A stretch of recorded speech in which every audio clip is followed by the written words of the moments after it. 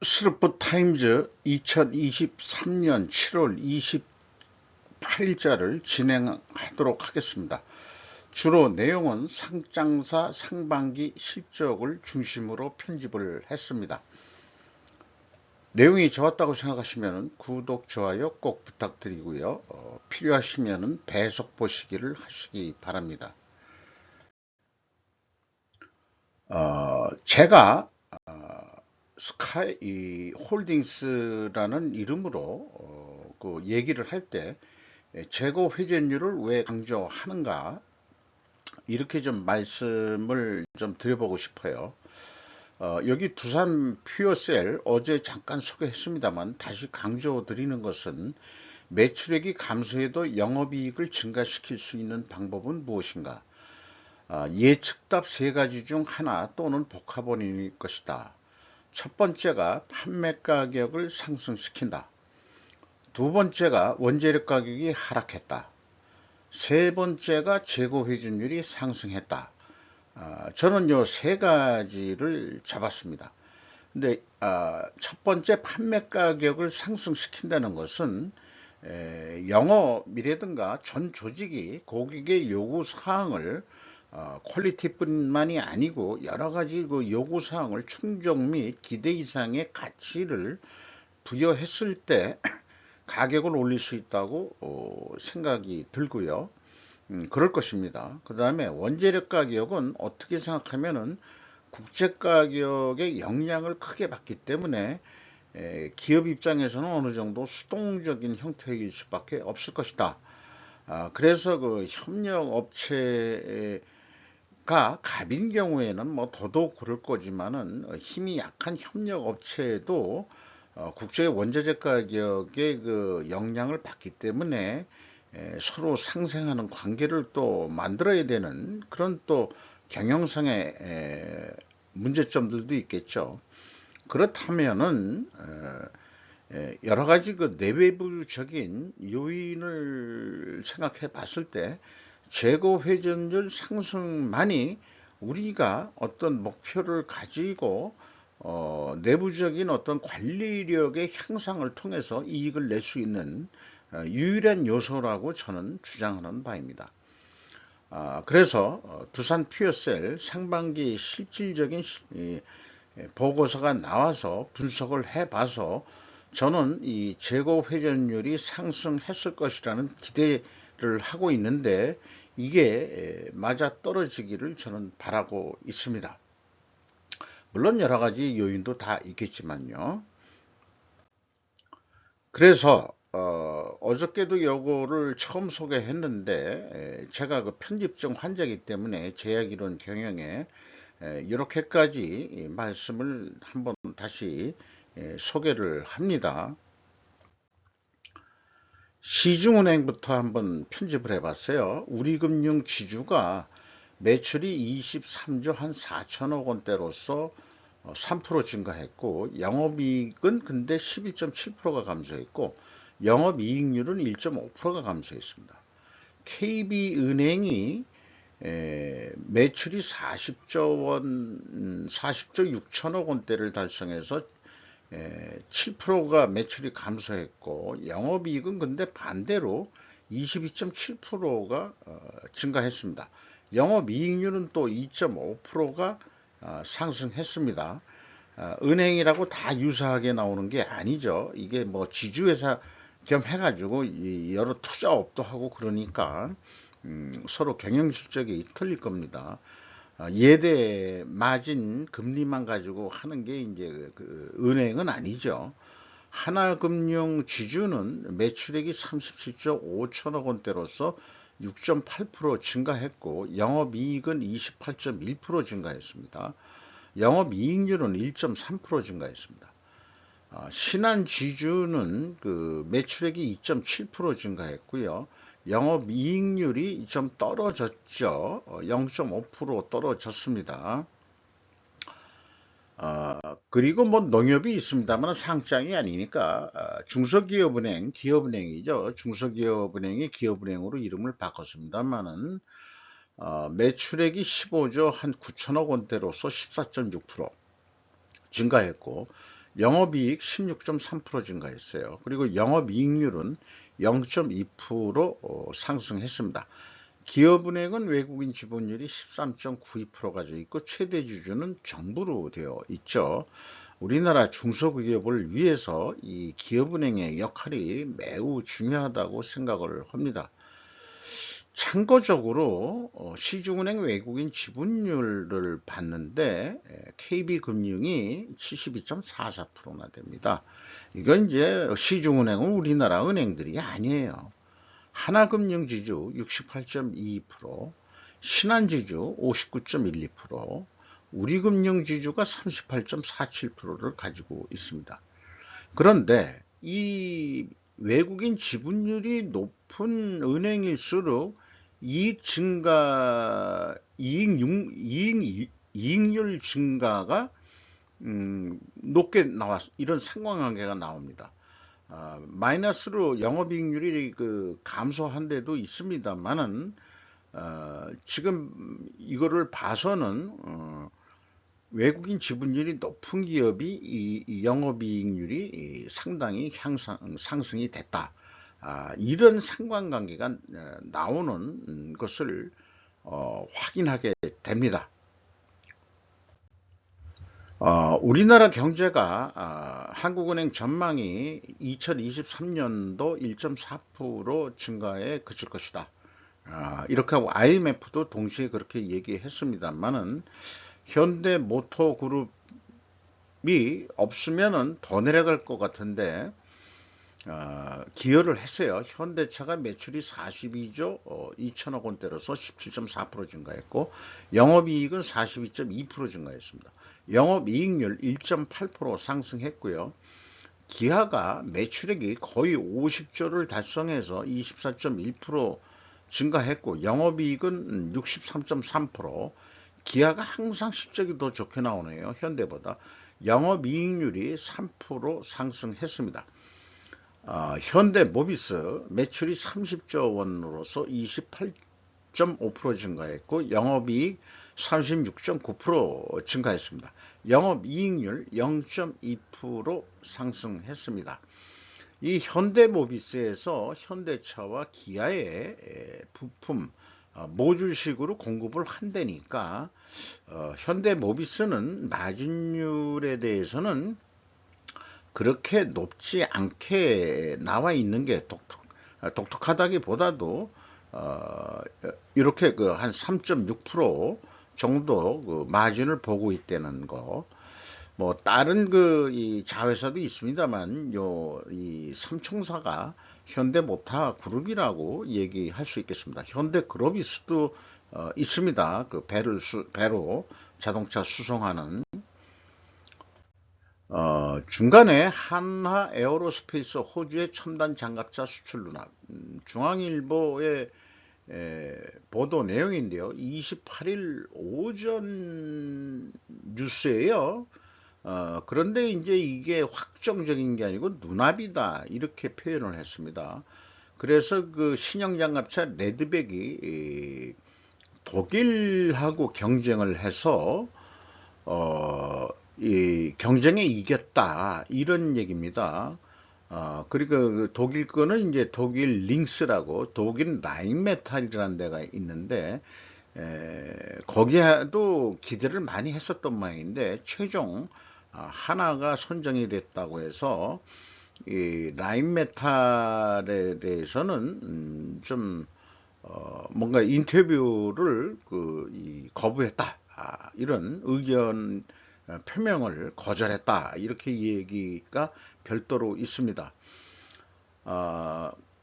그리고 이것이 이제 성사되면은 우리나라에서 만들어가는 게 아니고 그 호주 빅토리아주의 질롱시라는 데가 있는 모양인데 하나 공장에서 생산될 예정이다. 이렇게 해서 이런 것이 아마 그 선정이 되는데 유효했을 것이고 그 호주 공장에 100% 한국인이 가서 일하는 건 아닐 거고 관리자들은 한국인이겠지만은 이런 진대면은 호주 정부 입장에서도 호주 사람들 일자리 이런 관계 때문이라도 어떤 말하자면은 거절할 수 없는 제안을 하나가 할 수 있는 능력이 있었을 것이다. 저는 그렇게 이런 것들이 경쟁력 아니겠느냐. 꼭 가격만이 아니고 그렇게 생각이 됩니다. 그런데 디펜스 뉴스에서는 호주 군용차 경쟁에서 한국 하나 선정이라고 단정적으로 이게 이제 그쪽 시간으로 7월 27일입니다만은 뭐 이것도 28일 정도 되겠죠. 마이크 여라는 기자가 보도를 한 내용인데요. 여기서도 그렇게 소개를 했고, 호주 달러로는 한 50억에서 70억 달러, 그 다음에 미화 34억에서 47억 달러, 이렇게 얘기하는데 우리나라 돈은 한 2조 원 정도 뭐라고 얘기를 했는데 그 금액이 이렇게 나와 있습니다. 그런데 당초는 이게 450대를 교체하려다가 옛날 미제를 129대로 축소를 했는데 미국의 로키드 마틴사의 M142 하이 모빌리티 포병 로켓 시스템과 육상 해상 타격 능력을 획득하는 계획도 또 가지고 있어서 예산상의 문제 때문에 규모는 축소된 거로 그렇게 추가로 소개를 하고 있습니다. 하나 방산이라고 제목을 붙여봤는데 하나 에어로스페이스 상반기 매출액이 3조 7천억 원대로서 42% 증가했고요. 영업이익은 131.8%가 증가했습니다. 영업이익률 3.2% 상승했습니다. 영업이익률 때 8.4%, 하나솔루션 매출액 6조 5천억 원대로서 6.3% 증가했고 영업이익 11.1% 증가했습니다. 영업이익률 0.3% 상승했습니다. 하나시스템 매출액 1조 원대로서 11.7% 증가했고 영업이익 8.6% 증가했습니다. 그러나 영업이익률은 0.1% 하락을 했습니다. 조선해양, 오늘 자동차, 그 다음에 이제 디펜스, 그 다음에 조선, 이게 이제 어저께 많이 공시들이 돼가지고, 뭐 전에 나왔던 것까지 포함해서 비교를 해볼 수 있게 됐었습니다. HD 한국 조선해양 산하에는 세 군데 이 자회사가 있죠. 현대중공업, 현대삼호중공업, 현대미포조선. 세 군데 합친 상반기 실적은 10조 3천억 원대로서 27.2% 증가했는데 영업 손실에서 영업이익 107.8% 전환 상승이 됐습니다. 영업이익률 무려 8.7%나 상승했습니다. 현대중공업 매출이 5조 7천억 원대로서 36.7% 증가했고요. 한국조선해양에서 제일 큰 자회사죠. 영업이익, 영업손실 3,242억에서 107.8% 전환해서 254억 흑자를 냈습니다. 영업이익률 8.2% 상승했습니다. 그런데 상섬중공업이 적자로 헤매다가 오래간만에 흑자 전환에 더 높게 전환이 됐네요. 매출액이 3조 5,500억 원대로서 22% 증가했는데 영업이익은 영업손실 3,500억 원대에서 785억으로 122.4% 전환이익이 됐습니다. 영업이익률은 무려 14.3%가 상승했습니다. 제가 삼성중공업이 해양설비, 선박 말고 해양설비 쪽에 덤핑들을 좀 그동안에 많이 하지 않았느냐 그런 얘기를 들었다고 그러는데 요즘 이제 그런 것들이 좀 많이 없어진 것으로 그렇게 해석하는데 실제 보고서 상반기 보고서가 나와가지고 분석을 해보면은 이 계약자산 수주 이런 잔고들이 어떻게 또 되어 있는지 비교해 볼 필요가 있겠습니다. 대우조선해양을 인수한 하나오션이 요 편집하는 시간까지 공시되질 않아서 나중에 하나오션을 추가로 해서 한번 비교해 보면은 좀 재미있을 것 같습니다. 건설 4사, 현대건설이 매출이 13조 2천억 원대로서 35.7% 증가했고 영업이익은 14.5% 증가했습니다만 영업이익률로는 0.6% 하락했습니다.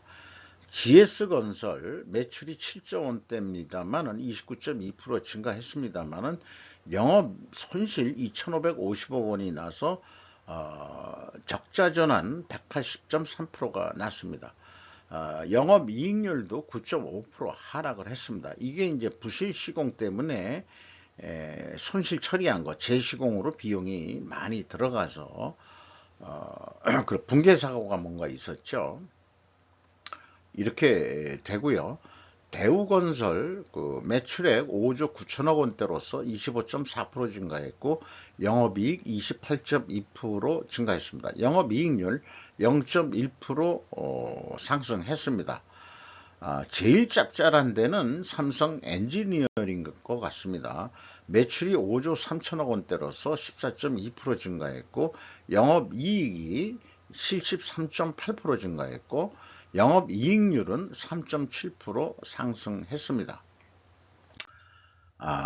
그 DLENC가 건설 5대사라 한다면 하나 넣어줘야 되지 않을까 생각합니다만은 3조 8천억 원대를 해서 12.6% 증가했습니다만은 영업이익은 37.8% 감소했고요. 영업이익률은 3.4% 하락했습니다. LIG 넥스원, 넥스윈도 방산계통으로 제가 기억하고 있습니다만은 매출액이 1조 원대로서 19.1% 증가했고 영업이익 11% 증가했습니다만 영업이익률로는 0.7% 하락했습니다. LG생활건강 매출 3조 5천억 원대로서 0.5% 감소했고요. 영업이익 22.5% 감소했습니다. 영업이익률도 2.5% 하락했습니다. 아무래도 마찬가지로 됐습니다만은 과거에는 그 LG생활건강이나 아모레나 매출의 규모가 서로 비슷해졌었는데 별도로 아모레는 미리 했습니다만 매출액이 2조 원대가 안 됩니다. 상반기에. 그리고 역시 적자이긴 합니다만은 언론사에서 이런 보도가 있었어요. 그 중국 시장을 극복을 해야 되고 마치 언론사가 지도하듯이 타 시장을 개척해야 된다. 그래서 아모레는 2분기에는 2분기 거를 비교하면은 아모레는 흑자가 됐는데 LG생활건강한테 마치 훈수를 두는 식으로 언론 보도가 그게 아마 조선 비즈 같은데 그건 인용을 안 했습니다만은 비교라는 것은 상반기 누적적으로 봐야 된다고 생각을 합니다. 아모레는 누적적으로 또 심하게 적자가 돼 있다는 것을 그렇게 비교를 해야 또 공정한 보도가 되지 않겠느냐 이렇게 생각합니다. LG화학 매출이 29조 원대로서 21.8% 증가했습니다만 영업이익은 26.1% 감소했고 영업이익률 3.1% 하락했습니다. LG에너지솔루션 매출이 17조 5천억 원대로서 무려 매출이 86.1% 증가했고 영업이익 174% 증가했습니다. 영업이익률도 2.3% 상승했습니다. 제일기획이라면은 대한민국을 대표하는 광고회사인데 매출액이 0.5% 감소했습니다. 영업이익 5.7% 감소했고 영업이익률 0.4% 하락했습니다. 제일기획이 이 정도라면은 모든 다른 그 광고 관련된 공급 사슬들도 별로 이 성과들 지금이 안 좋다. 이렇게 봐질 것 같습니다. 삼성 SDI 매출액이 11조 2천억 원대로서 27.4% 증가했고요. 영업이익 9.9% 증가했습니다. 영업이익률은 1.2% 하락했습니다. 삼성 SDS 결론만 얘기하죠. 영업이익률이 0.2% 하락했습니다. S&T 모티브라고 그 S&T로 상장된 회사가 한 세 군데 있는데 가장 큰 규모 회사만 편집을 했습니다. 매출액이 5,748억 원으로서 32.2% 증가했고요. 영업이익 26.9% 증가했습니다. 영업이익률 0.4% 하락했습니다. 자, 이렇게 보면은 매출이 늘고 그 다음에 그 영업이익 금액은 늘었다 하더라도 어, 우리 그냥 경제 성장률하고 GDP하고 비교를 또 해본다면은 그 전반적으로 플러스 마이너스 뭐 이런 게 있습니다만은 아무래도 그 마이너스로 가는 그런 경향들이 있지 않겠냐. 나중에 이 영업이익률로 비교를 하든지 영업이익으로 그 증감률을 하든지 요거를 그 업종에 관계없이 하면은 이 금액으로 하면은 좀 그 통계내기가 어렵죠. 그러니까 영업이익 증감률로 하면은 좀 2023년 상반기 실적들이 좀 더 그래프적으로 눈에 쉽게 띌 수 있을 거라고 생각을 합니다만 그런 시간을 또 가질 수 있을지는 모르겠습니다. 노드로 그루먼이라고 발음을 해야 되겠네요. 공군의 NGAD, NGAD라고 간단하게 표현하면 전투기에 입찰하지 않을 것. 디펜스 뉴스의 보도 내용인데요. 노스롬 그루먼은 공군의 6세대 차세대 항공 우세 전투기 프로그램을 주요 계약업체로 입찰할 계획이 없다고 캐시 워든 최고 경영자가 목요일 말했다. 그러나 노스드롭 그룹에는 미션 시스템 포트폴리오의 일부로 공군 엔가드 프로그램의 다른 입찰자들에게 공급자 역할을 하는 것에는 관심이 있다. 이렇게 얘기를 했다는 거예요. 그리고 그 이 통화 내용에서 지난 1월 실적 발표에서 인플레이션, 공급망 파괴, 노동 문제가 B21의 비용 추정치를 높였다고 경고했고, 그리고 회사는 예상되는 5개의 LRIP 로트 중 하나 이상에서 최대 12억 달러의 손실이 합리적으로 가능하다. 참 표현들이 얘네들은 간접적으로 이렇게 그러니까 번역도 직역을 하면 좀 우리말로는 좀 어울리지는 않죠. 한마디로 정부하고 계약을 해서 재미를 못 보고 있다. 그러니까는 공급 차세대 이 전투기 개발에 주 계약자로는 참여를 안 하겠다. 이런 배짱인 모양이에요. 로키드 마틴 핵 추진 우주선 개발을 위한 미국 국방계약 체결. 로이터 무기 제조업체 로키드 마틴은 미국 국방부 기관으로부터 탐사와 국방을 목적으로 핵 추진 우주선을 개발하는 계약을 수주했다고 수요일 회사가 밝혔다. 제프 베이조스의 블루 오리진과 일론 머스크의 스페이스X와 함께 미국에 기반을 둔 우주 회사들이 상업적 우주 운영과 우주 여행에 대한 급증하는 수요를 충족시키기 위해 경쟁하고 있는 시기에 이런 일이 발생을 했다. 그런 얘기예요. 그러니까 로키드 마틴도 좀 뛰어든다 이런 얘기 같습니다. 핵 연료로 하는 로켓이다. 이게 또 기발한 것 같습니다. 국방고등연구계획국 다르파라고 그러는데 이 다르파를 통해서 무슨 음모론들이 많이 나오더라고요. 기후변화 조작이라든지 이런 것까지 옛날에 이제 옛날이 아니고 뭐 그런 말이 많습니다. 그런 것도 신속한 시루시나 작전을 위한 데모 로켓이라는 프로젝트로 로키드와 계약을 또 체결했다. 이런 얘기입니다. 늦어도 그 2027년까지는 이루어질 것이다. 핵 열 로켓 엔진의 우주비행 시연이 여기서 로키드 마틴사의 로고가 되겠네요. 미 한미 워킹그룹 북한 사이버 위협 관련 회의 개최. 이 제목만으로도 의의가 있을 것 같고요. 미국 대표로는 정박이라고 결국 한국계 그 미국인인 것 같습니다. 이런 사람들을 또그 워킹 그룹에 그 참여를 시켜가지고 좀 북한의 수입 착취 능력을 방해해야 되는 에, 이런 긴밀한 협력을 하자. 무기를 자꾸 개발하고 비자금 뭐 어떤 식으로 그 돈을 버는지 북한이 계속 쏴대니까 정한 그런 길을 막아보자. 이런 얘기인 것 같습니다. 휴전 70주년을 맞아 신냉전 서사 고조, 남북한 정전기념일에 동맹들 강화한다. 이런 뜻의 제목입니다. 코리아 타임즈. 객관적으로 잘 썼기에 인용을 했습니다. 남북한은 1950년에서 53년 한국전쟁을 중단시킨 한국정전협정 70주년을 각각 동맹국들과 함께 기념하여 동북아 지역의 블록들 사이에 새로운 냉전에 대한 증가하는 이야기를 상징한다.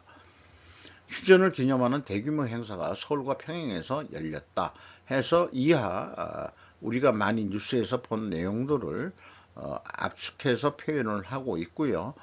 북한에서는 정정협정일을 승리의 날로 부르고 이번에 중국과 러시아 대표단들을 대거 불러가지고 환영을 하면서 특히 러시아 그 쇼이구 국방장관한테 대포동 이거 저기 그 대륙간 탄도 미사일과 그 다음에 그 드론까지도 그 미국의 그 드론을 그대로 흉내낸 것 같은 외형만 흉내낸 건지 아니면 그 진짜 그 실력도 그만큼 있는 건지 잘 모르겠습니다만은 우리나라도 뭐 드론 부대 창설한다고 그러는데 이게 이제 그 경쟁이 치열해지는 것 같습니다. 남북한에 그 무기 경쟁으로 해서 옛날 소련 망하듯이 좀 북한이 망했으면 좋겠어요.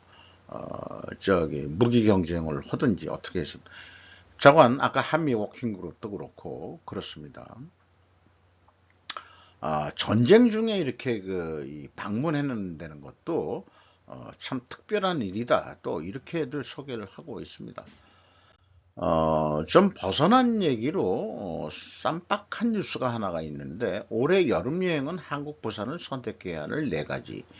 이 메구미라고 일본의 탤런트고 어떤 그 TV 프로그램의 연예인으로서 사회에도 많이 보는 그런 남자 연예인인 것 같은데 탤런트인 것 같은데 남녀를 불문하고 한 번은 가야 한국 부산 미용 여행 부산으로 가야 하는 이유 전문 콘셀주의 어텐드를 부탁할 수 뭐 제가 잘 안 쓰는 용어들을 들으니까 이걸 무슨 뜻인지 잘 모르겠습니다만은 미용 의료가 남녀노소에 열리고 있다. 사우나도 인기고 매운 음식이나 필라테스겠죠. 풍덩. 그 아름다움은 역시 노력의 산물이죠. 한국에서 미용에 대한 긍정적인 느낌을 떠올리자 순식간에 에너지가 충전됩니다. 일본에서는 느낄 수 없는 그런 미용 기술을 부산 지역에서 받을 수 있다. 그런 재미있는 건데요. 한마디로 그 미용도 럭셔리하게 부산에서 좀 할 수 있다. 이런 거로 좀 생각이 드네요. 뭐 그래서 그런지 관련해서 지식과 노하우 K 스카우트라는 헤드헌터 회사 같은 그런 게 이제 그 나왔어요. 패션 앤드 액세서리, 워치 앤 주얼리, 코스메틱, 라이프 스타일 등 럭셔리 업계 전문 인재 추천 및 채용 서비스를 제공한다.